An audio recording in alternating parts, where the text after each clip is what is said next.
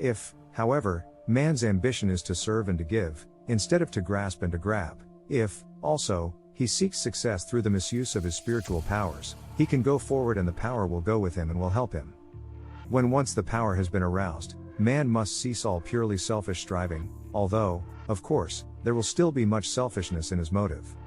He must seek his success through service and through following noble aims, through merit and a fair exchange, instead of trying to wring success from life, no matter who may suffer thereby. Further, when this power has been brought into expression, it must be used only in love, for if it is used otherwise it will destroy the user. Again, the power must not be used by the finite human will, but an endeavor must be made to find what the will of the whole is, and to work in harmony with it. Behind each life is the divine will and purpose. Each life is perfect as it is imaged in the universal mind. The highest success, indeed, the only true success, is to live the life according to the great cosmic purpose, or, in other words, as it is imaged in the one mind. Do not imagine, however, that it is the will of the universal mind that man should be a failure or lacking in achievement. Far from it, for we have only to contemplate the universe to see that the infinite mind is forever achieving and that it never fails. Man, too, must succeed, but let him mix wisdom with his ambition, and work for the benefit of the whole, rather than for any purely selfish purpose. It is natural for man to get on in life, to a moderate extent. In order to get on, he must become more efficient, and thus serve life and his fellows better. Therefore, there is no harm in success of this kind. It is natural and laudable also for one in poor and unlovely surroundings to have an ambition to raise himself to better circumstances. It is only right that he should desire to make life brighter and better for his wife and family. So long as he indulges in ambition wisely, and if he seeks success through better service to his fellows, his is a laudable purpose. If, however, he does not curb and control his ambition but allows it to run away with him, he will lose all real joy in life, and, at the last, when it is too late, learn, to his sorrow, that his life, through too much success, has been a failure. It must not be deduced from this that the author deprecates large achievement. There must always be the few who have to bear huge responsibilities. The real success of the lives of the great ones depends entirely upon their motive. If they seek merely power, fame and self-aggrandizement, then their life, no matter how it may appear otherwise, can be only a failure. If, however, their motive is service, then their life is truly successful, no matter how it may appear to be otherwise. The writer's experience has been that it is necessary that we should always be progressing, achieving, overcoming and endeavoring to succeed. One of the greatest laws of the universe is progress, therefore it is fatal to stand still. We must go forward, we must achieve, we must accomplish things. If we do so, we may find that many things which cost us much effort and hard work are not worth the having, yet all the time we are learning, through experience, and are being strengthened and prepared for greater things. Through repeated failure to find true satisfaction, we arrive finally at true knowledge, wisdom and understanding.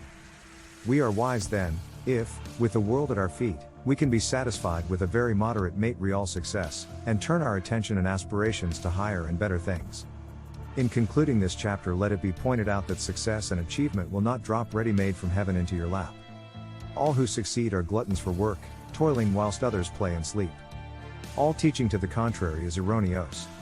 To think that success is going to come to you when it is unmerited, simply because you make use of affirmations or employ mental treatments, is folly of the first water. On the other hand, to use the inner forces in an occult way so as to compel material things or success, so-called, in any shape or form, to come to you, is black magic.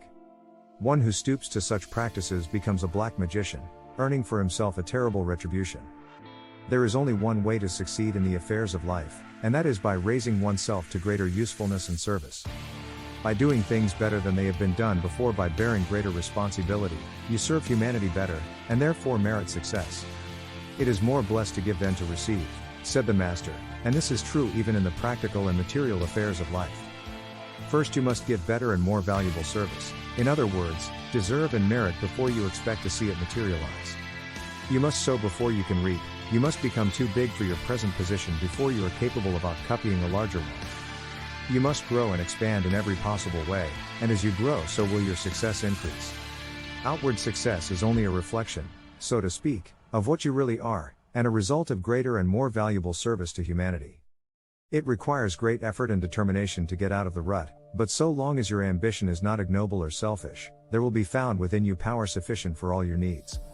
To win success, either in the hurly-burly of life, or the more difficult path of spiritual progress, demands imagination, vision, courage, faith, determination, persistence, perseverance, hope, cheerfulness and other qualities.